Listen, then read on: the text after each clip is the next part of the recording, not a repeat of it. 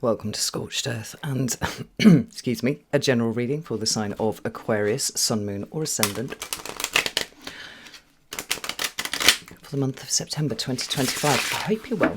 I'm using the Tarot of the Divine for you today. Here it is. Before we begin, if the reading resonates with you and you would like to go a little bit deeper, there will be an extended that you can access at the end. That's via a link in the description box below. You can come join us on Selfie. You can come join us over at Circle. I'd be delighted to see you in either place. The benefit of Circle is you get access to all of the extended content for no extra cost beyond the membership fee. So if that sounds like it might be of interest to you, you know what to do with those links. But let's have a chat. It seems like an age since I've spoken to you. Let's flip the camera around here. Press the right button. There we go. This is the Tarot of the Divine. I bought it recently and it is absolutely, as the name would suggest, divine. So I'm very excited to be using it for you today. Let's give these a good shuffle. So, I think I should probably preface this video with I've been doing a lot of thinking over the summer. And I have found the way that I think to be changing very subtly, which I think is very much in keeping with the energies of the moment, right? But it's had quite a profound effect on the way that I even see tarot and what I do here. And I have to say that I do feel like there is a limited use case at this point for divination such as we have understood it up until now. Which is to say, looking ahead and preparing ourselves for, you know, good things or bad things or whatever. A lot of my thinking has been kind of shoehorned into very much looking at what is going on in the present. Now, I'm not quite sure how to, how can we put it, adjust the readings that I do to take that into account.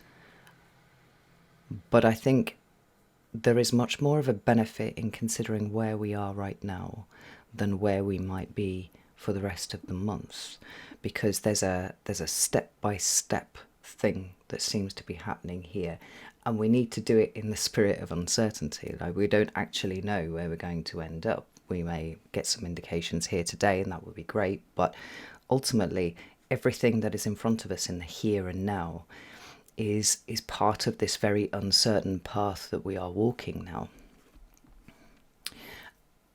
And we need to treat what's coming up in that vein. I'm not sure if I'm explaining this terribly well, but this is where I'm at anyway. So let's just get these another shuffle here. And let's get 3 cards out on the table and see what we're dealing with. So, you know, loosely past, present, future. But let's see how we go. So can I have 3 cards for Aquarius, please? There we go. So we've got 2 to start with. We have got the 3 of Cups and the Hierophant, or the Hierophant and the 3 of Cups in that order right there. So Taurus energy and Cancer energy here. What about current space for Aquarius? Where is Aquarius right now? Queen of Wands. That's nice. I like that. Represents a sign of Aries for me. And what about the rest of September? What's going on for Aquarius, please? What does Aquarius need to know?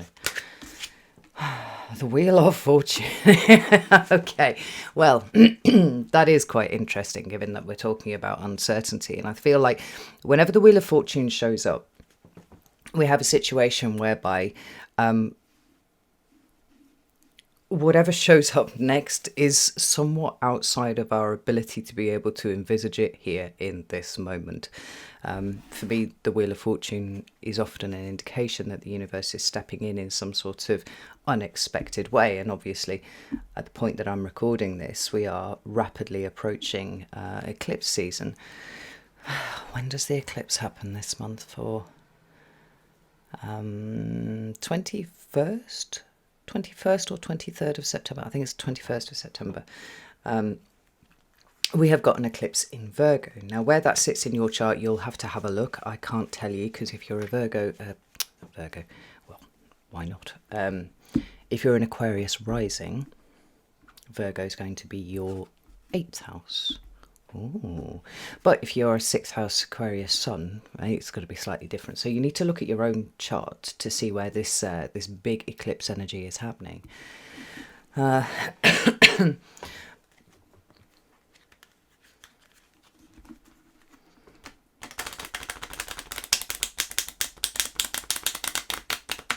So I'm pausing here for a second because I was listening to a podcast by the inimitable Gordon White the other day, and his entire 38-minute podcast was revolving around a singular question, and that singular question was, what if certainty never returns? Now, as a fixed sign, as I am, and as you are too, Aquarius, I feel like this is simply more than just a kind of logistical question. Because fixed signs like certainty, they like consistency, they like to know where they are with everything, you know? So it becomes a bit more of an existential question. It's like, who am I in uncertain times? When the things that I have previously relied on don't necessarily have the same level of stability that they did before, even density that they did before. And I'm talking about this because, you know, eclipses are uncertain, they're an unpredictable energy, you know, they can fire us forward with at warp speed, but they can end things very suddenly too. And I think the fact that, particularly if you're an Aquarius rising, right, and you're having this eclipse happen in your eighth house, even the certainty in the way that we think about the future, and you are a sign that thinks about the future, the chips are getting thrown up in the air this month quite dramatically. Now, we've got the Page of Pentacles at the bottom of the deck here, and I think this is really useful because this is, like I was saying, kind of rooting us in the here and now. For me, the Page of Pentacles talks about the value, like newly discovered value about things. It is, of course, in the element of Earth as well, which is where we're going to be having this eclipse. We've already had a new moon in Virgo, and at the end of the month we will have this eclipse here. So it feels like things are changing, but I'm looking at the cards here, and I do feel, Aquarius, like not only have you felt this coming in on the wind, you've been positioning yourself accordingly, which is quite interesting. But then it brings in this same question of, right, you've been positioning yourself for some sort of idea about what might be coming in. But if what's coming in is so unpredictable that even you can't imagine it at this point, what do you lean on then? You know, the Hierophant is, well, at its worst, it's quite rigid, but we can say it is very predictable. It's very secure, right? It's an energy that doesn't move very fast. Good for foundations. But the Wheel of Fortune seems like it's sending this off at some sort of peculiar degree that you hadn't expected, and there is some sort of internal sense of value that you need to rely on. Let's get some clarifiers out and see what we're dealing with here. Tell me about the Hierophant and the Queen in the Three of Cups, please. We have a reversed. Oh no, we don't. We have an Eight of Pentacles. Super. Oh, now we have got a reversed. Right. Eight of Pentacles, Eight of Cups, and the Fool reversed. Interesting. Tell me about the Queen of Wands. Well, I'm not taking all of those, but notice we have more reversals. Nine of Pentacles reversed, the World, the Magician. Actually, maybe as I will take those since they came up that way and put these ones back in the deck here. Tell me about the Wheel of Fortune, please. Wow. There you are, Aquarius, but notice you're on your side, which is quite interesting. Let's get one more. Cards seem to have a lot to say to you today. Right, let's put those there. Now, I understand that this is a mega clusterfuck of cards here, and I will do my best to go through them in a way that is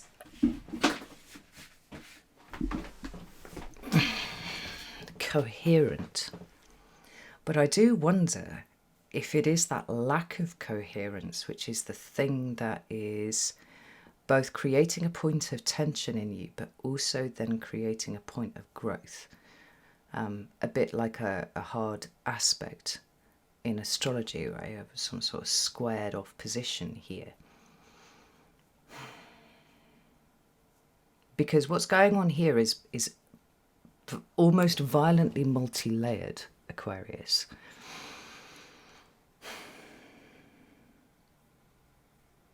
And prior to starting your reading, I found myself drifting, as I often do before I start a reading. And then sometimes the things that I'm drifting, well, 9 times out of 10, the things that I'm drifting on actually come out in the reading somewhere.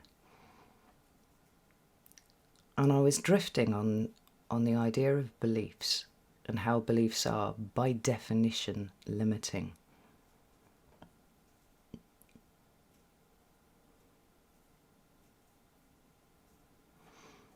Because we start off with, a card that deeply represents belief and the idea of belief, certainly, en masse or within a group situation, right? We've got that going on here. But then we've got the Fool. Now, reversed doesn't mean, not moving forwards. But when we talk about the Fool in a state of perfect trust and perfect faith, there is an idea that the Fool believes in something,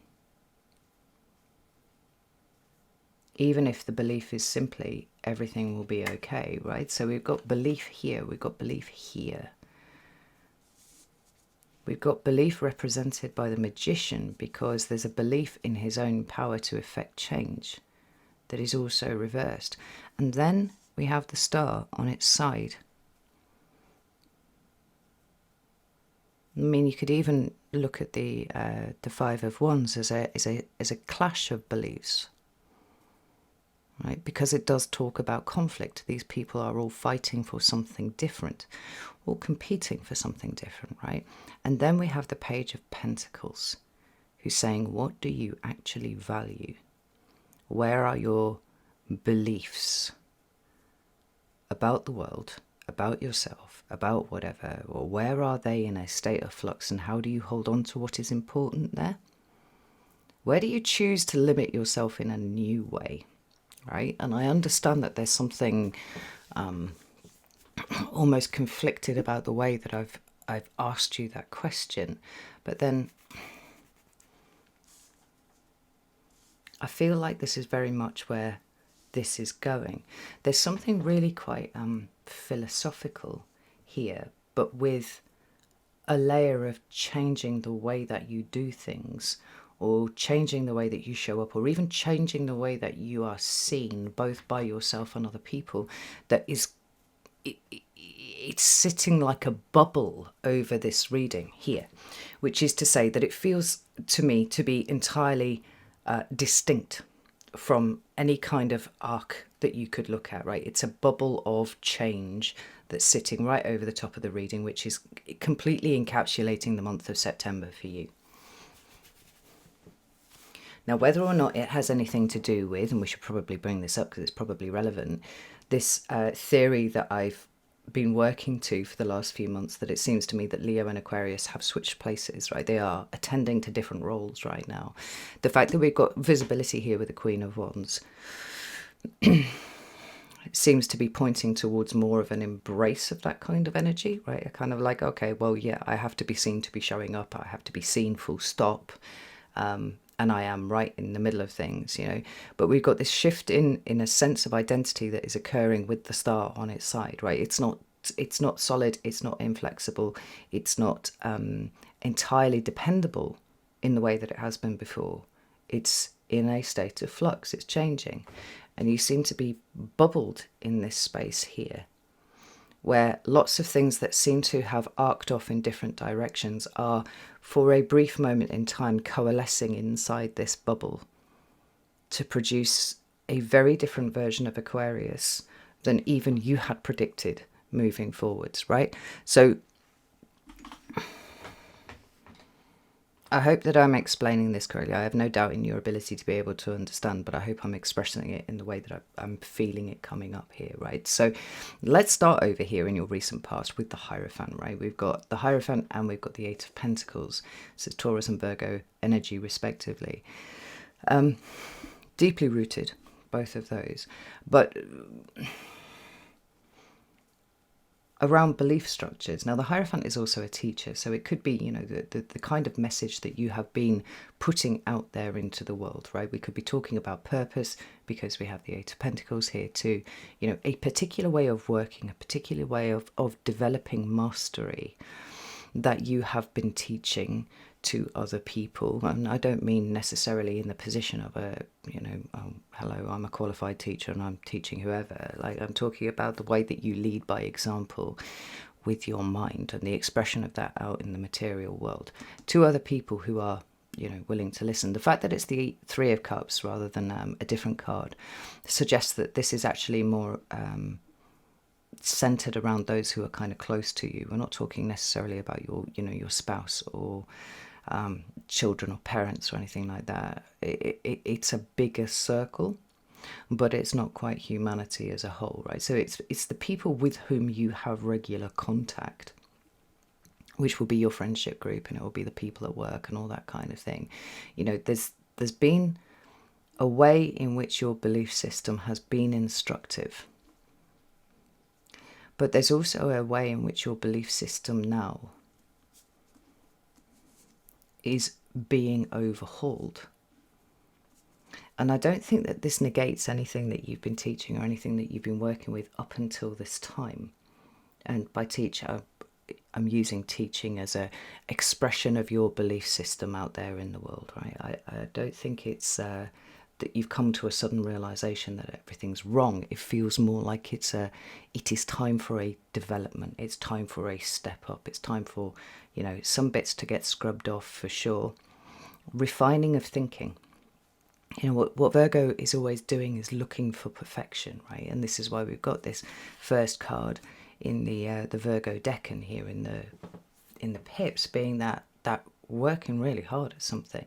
If you've got the belief system that you've got, if you think about things the way that you do, it's unlikely to be a passing, fleeting thought with you. This is something that you've put a lot of thought into, way beyond what other people would in your environment. But there's something about it that feels like it's limiting. Now, remember what I said at the beginning, right? All beliefs are limiting. And it's an interesting point when we talk about self-limiting beliefs and things like that. If you believe in anything, you are shaping a particular version of reality, right? And it, by definition, is going to cut something off when you go that way, right? So it's not that you don't agree with what you have thought. It feels like, though, you're starting to grasp where the edges of that thinking is, and you are ready to take it up to the next level, right? We've got double 8 here.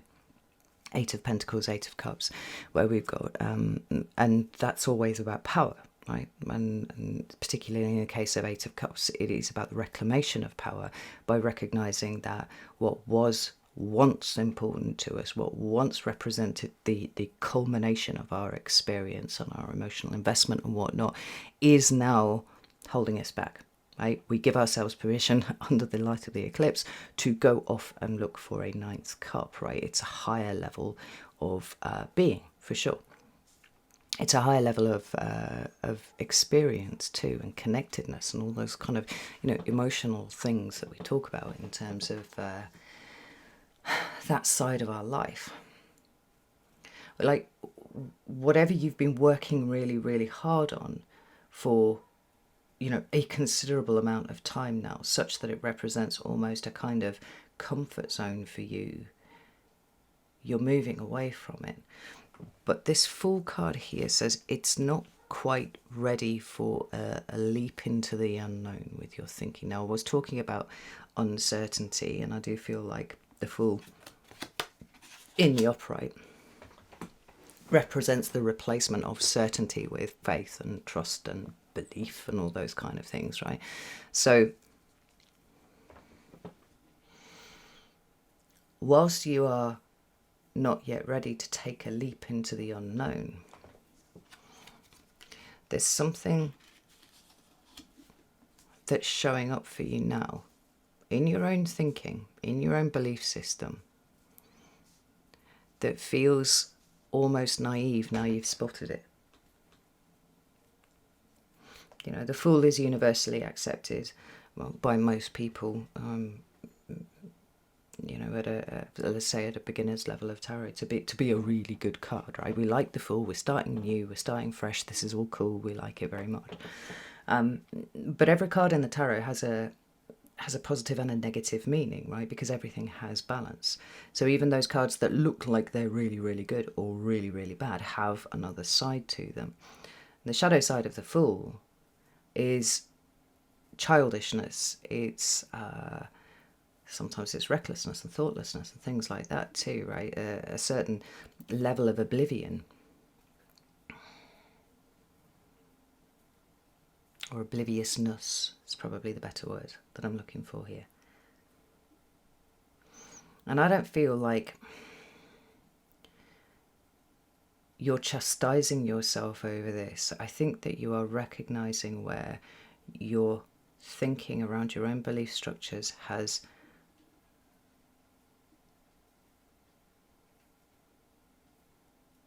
developed a new level of depth or height, depending on how you look at it.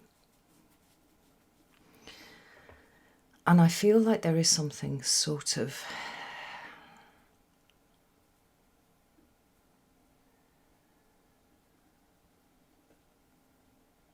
destabilizing about it, but destabilizing in the best possible way, because I feel like there's a curiosity here.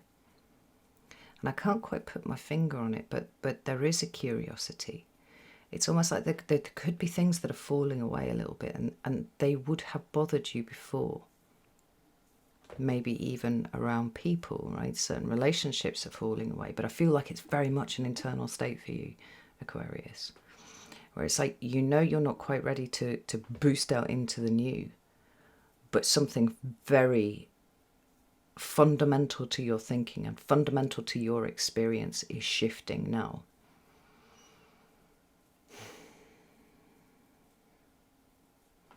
And what's really interesting about that, when we look at these clarifiers that are sitting at the bottom, is that you don't seem to be trying to harness it in any particular direction. Now, bear with me a second, because the Queen of Wands is an action-oriented card.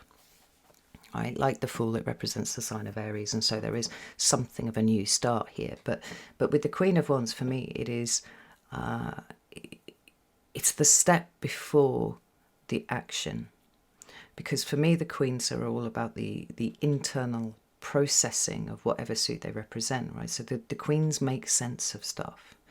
Now, if the King of Wands was here, you'd be boosting forwards, you know, maybe accepting your, you know, brief role switch with Leo. You'd be like, yeah, okay, right, I'm here, I'm taking it, I'm doing it, I'm running with it.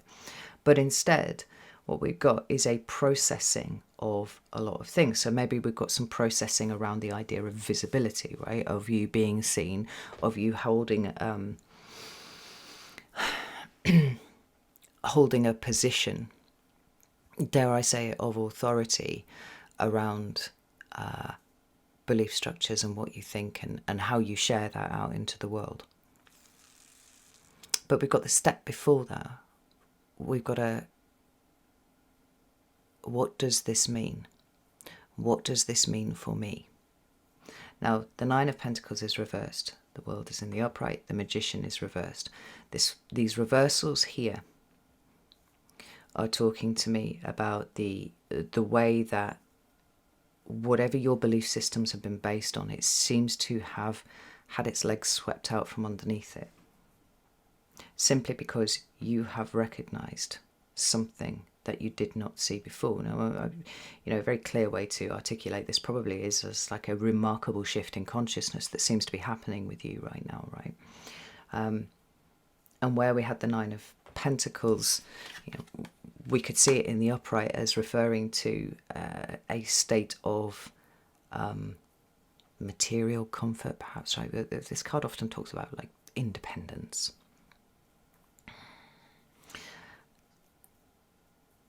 And as a further interpretation, that some aspect of having achieved what we were working for, and so have achieved a level of comfort with where we are, right? So then we get to comfort zone. You're being thrust right out of your comfort zone right now, Aquarius, in whatever it is that you're doing, and probably more specifically in the way that you are thinking about the world. You are now out of your comfort zone, but you're embracing it, because what runs underneath everything is this absolute realization that Everything about who you are is changing, everything about the way that you see the world and what you consider to be valuable to share. The thing is, with this Five of Wands, I don't think that you're coming into active conflict with other people because your ideas clash. And I mean, that would never put an Aquarius off anything anyway, right? You love the debate of ideas and whatnot. It actually feels like it's an internalized state of, I'm sifting and sorting and trying to work out what is represented by this more naive worldview that I've had before versus something much more powerful that is coming in. And not quite knowing where to bed it in oneself, right? And viewing the rest of everything through that lens. What is important? What is a core value? What actually has an intrinsic value to you that didn't exist before, right? Is this World card here is the very necessary end of a cycle that has to come in and complete before you get to graduate to the next level of whatever it is and take the next cycle of the hero's journey at this level.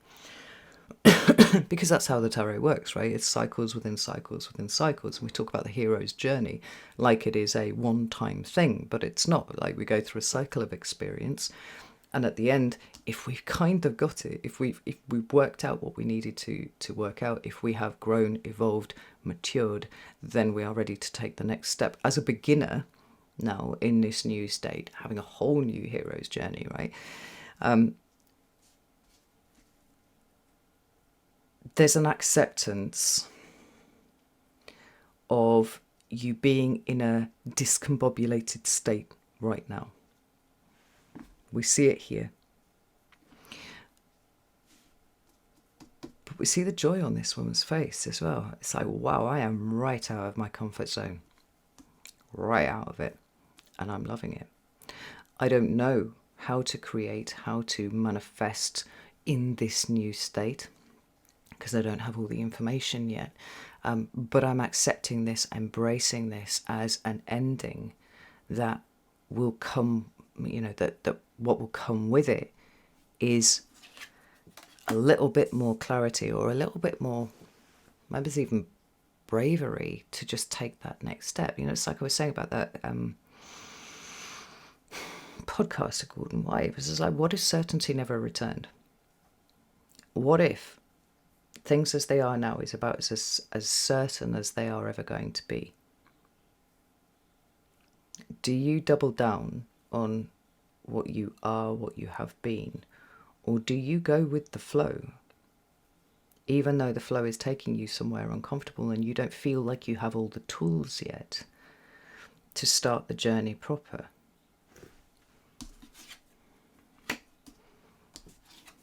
The magician combines his will with all the aces, and we see them represented here on the table, right? Pentacles, cups, swords, wands. And then he himself acts as the lightning rod that brings down this divine energy of creation to manifest something. When we talk about the magician, we say that his creativity, his manifestation ability is limited only by the bounds of his own imagination. And if your imagination is getting an upgrade, and I think it will be by the end of September, right, then it would make sense that you are not in a creative position right now, but still in a state of making sense of where the land lies for you internally up until this point. And giving it the grace to go where it will, which I think is really important, because when you have a month that is defined entirely by the Wheel of Fortune,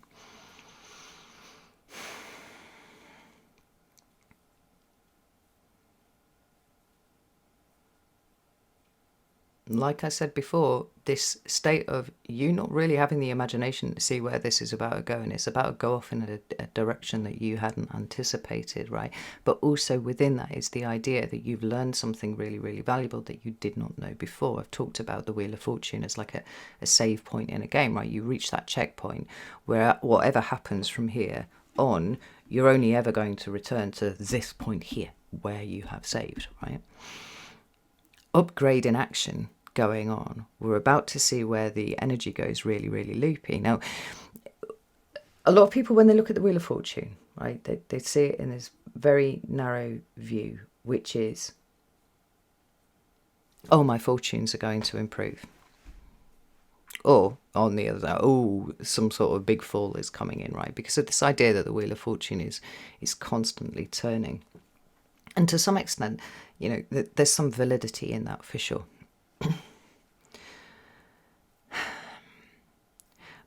But I feel like at its heart, the Wheel of Fortune is a neutral force, which, like so many things, depends on the perspective that looks at it, right? So there are many events in my life that I can point to where it seemed very much like the wheel was on the downward turn. But with the benefit of hindsight, in retrospect, I can see that these were the big energies that changed my life for the better. And it's only really the value of perspective removed from the situation that can give you that. There's a certain stoicism that is required with the Wheel of Fortune, because you realise, ideally, the place that you want to be is right in the centre of the wheel, greeting everything that approaches you with the same level of investment. Now, what's changing here, for sure, is some aspect about the way that you see yourself, right? Because Aquarius is so deeply related to, I don't know, Aquarius is one of those signs for me that speaks of authenticity. In fact, I think it's probably very important to all of the fixed signs, right? So Taurus, Scorpio, Leo, and Aquarius are all interested in different aspects of authenticity, but ideally are always showing up that way and kind of expecting that from other people, right? Now, because this belief system's getting overhauled, and you're allowing it to happen, you're just rolling with it, as it were, right, here and there.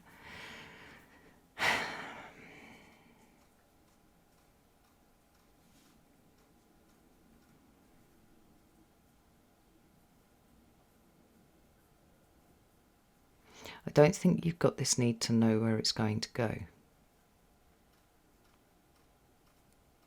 I did a weekly energy reading for the people on Circle this week, as I do most weeks. And I pulled an oracle card with it. And it was funny because it absolutely nailed what I had been talking about for the previous 5 minutes. And the oracle card simply said, present.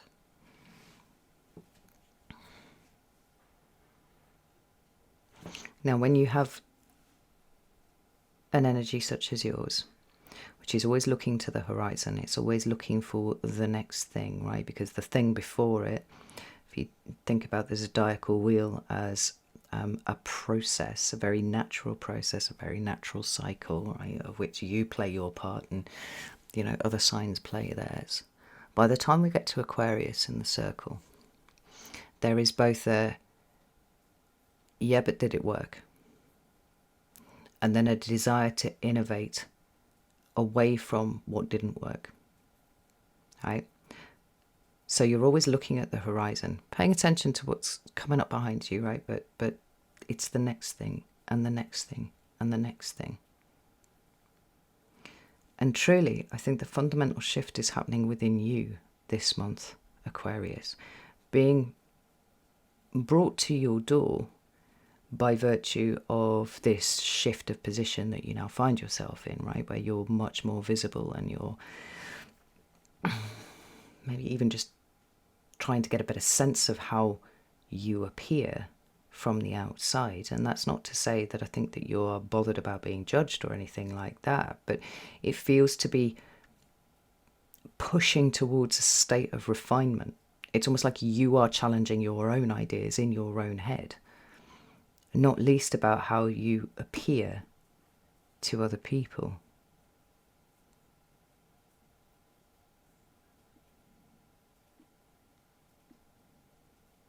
Because we know that this switching places won't last forever, but it's important that you are where you are seen and your ideas are heard now.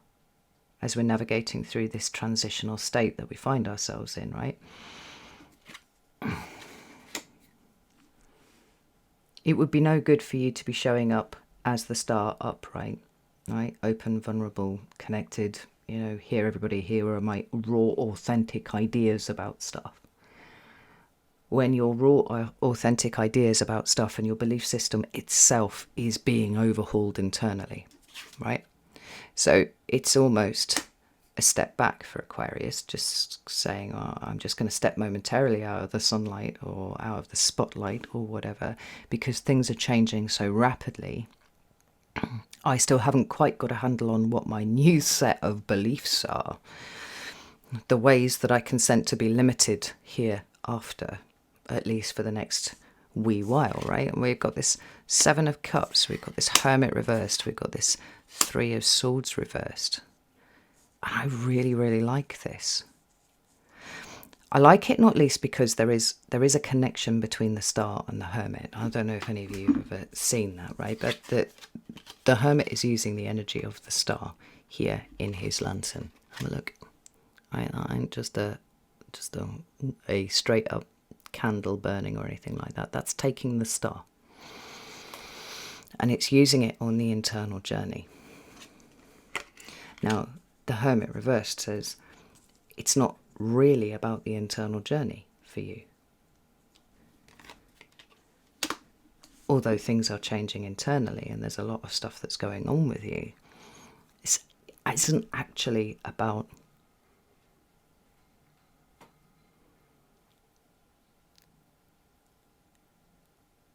internally looking for answers. Because all of the answers exist within you, they're just jumbled right now. We see that with the Seven of Cups, right? A card which is Neptunian as fuck, in my opinion, right? We've got an array of wonderful things that could be chosen, but we've also got a couple of things that look like they might be a little bit like, right? Kind of Wheel of Fortune type energy about that too. We've got a chap here who's silhouetted and he's literally being blinded by the glory of these cups, but he's not really in a position to be able to examine what's within them. And although he can kind of see a bit of it, what's really interesting is he can't possibly know where interactions with any of the things in these cups will lead at this point. Each one of these, I feel, would lead to an experience with the right perspective would turn out to be a positive force in somebody's life. Engagement with these more positive ones might lead to, a fairly uncomfortable experience, but then again, there is growth within that. It's impossible to weigh these up. Uncertainty. Here. Here. Here. But asking you not to withdraw too far, Aquarius. Because I feel that although the desire would be for you, because you like certainty and you like to know what you think and you like to be able to argue with other people or debate with other people from a position of kind of knowing where you think, I think there's something quite important this month about you letting that process be seen.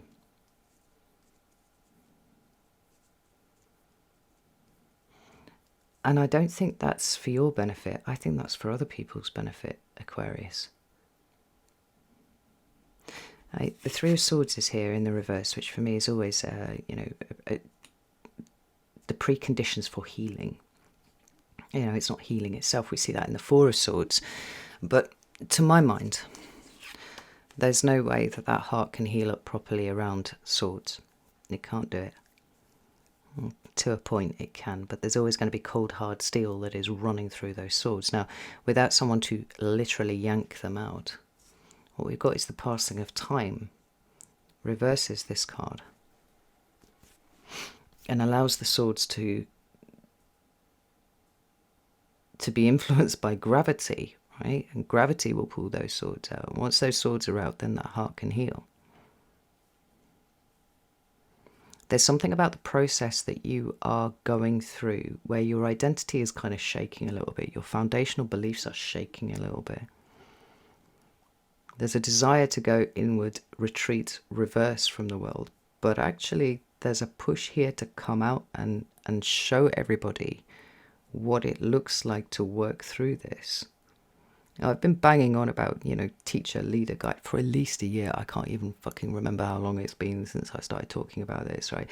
But this idea that there are teachers, leaders, guides emerging. But what the world is not looking for is gurus. We're not looking for polished representations of what being tuned into the divine looks like. We're looking for teachers, leaders, guides to take us through the messy stuff. And principally, I think we want to see people that we respect embracing these kinds of energies and doing the work, right? Speaking from a point of experience, I think is what I'm trying to say here, right? And you have experience. Right? You know what this is. And you know what it is to hermit too. You definitely know what it is to be conflicted internally.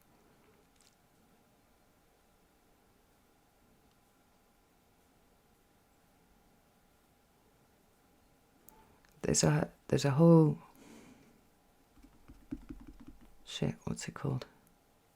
Wizard of Oz kind of feel about this. Aquarius. Everybody's terrified of the wizard in the Wizard of Oz, right? Because he seems all powerful and all that kind of thing. And then eventually, like, there's a pulling back of the curtain, and there's this dude who's just operating shit, right? And there's a breaking of the spell there. Now, certainly as far as the wizard is concerned in that story, that represents a breaking down of his power. But I think that we step sideways at that and we go, well, look at what they created, look what went into this. And yes, it's been misappropriated, and the wizard was not necessarily a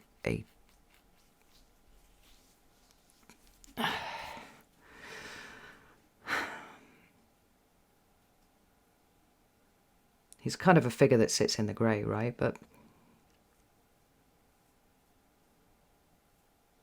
I don't know if I'm explaining this very well, but Aquarius, it's time to show people what's behind the curtain. And what's behind the curtain is way more important than whatever you're projecting outwards, because what's behind the curtain is where the new level of teaching happens.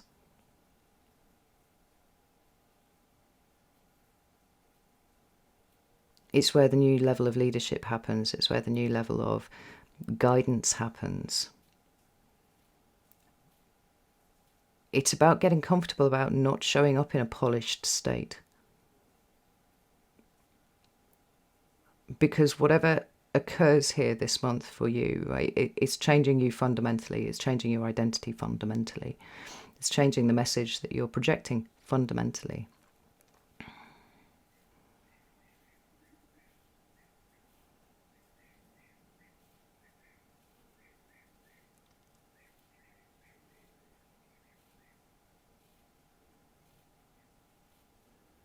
But it's taking people through the motions.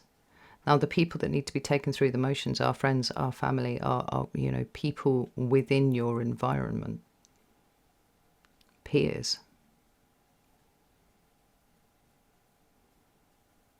Because if you can be honest about your uncertainty, if you can be honest about not quite knowing where you stand on things, if you can be honest about the amount of internal conflict that you've got, and you can be honest about the process that you are undertaking over the course of this month to try and elicit the truth, and ultimately that is what you are most interested in, right, is the truth of any given matter, then what you do is provide not just a framework. Well, let's say it's probably going to be difficult for people to do things the way that you do them, right, but certainly give them the inspiration to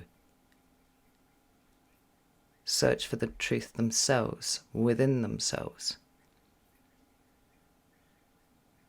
It's no good for you to be leagues ahead of everybody else in this moment, right? That's not going to make you a good teacher or a leader or a guide.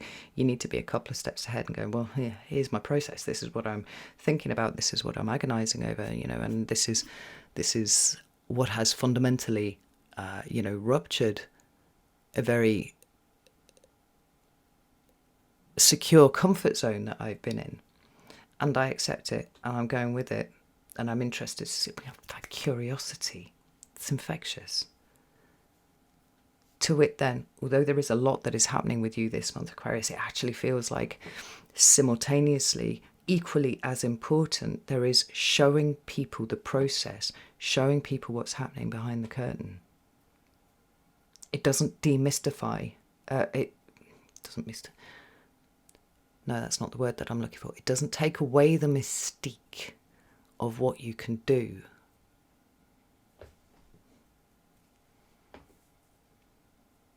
But to some extent, it is demystifying the process. It's bringing you much, much closer to people. It's increasing your influence, but it's doing it in a way that you didn't expect. I mean, I think Aquarius often likes to have the answers for everything.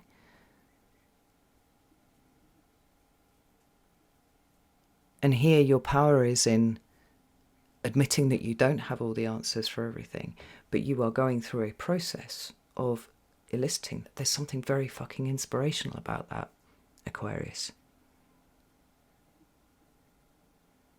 There's something very inspirational about saying, I'm flying without a net here.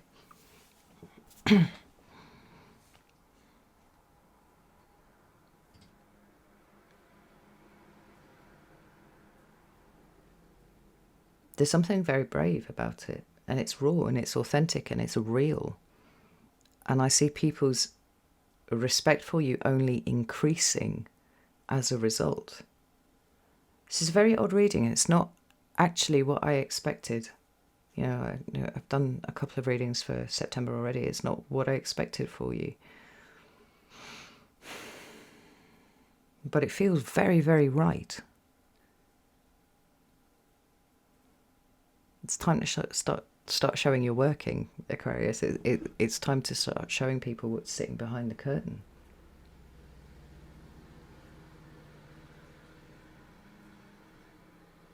It's time to start inspiring other people, and I think that you will this month. All right, I'm going to leave it here. I'm going to go over to the extended now, and we're going to pick this apart a little bit more. So if you would like to join me over there, you're very welcome to do so. You can do that on Selfie, you can do that on Circle. The links, everything that you need is down in the description box below.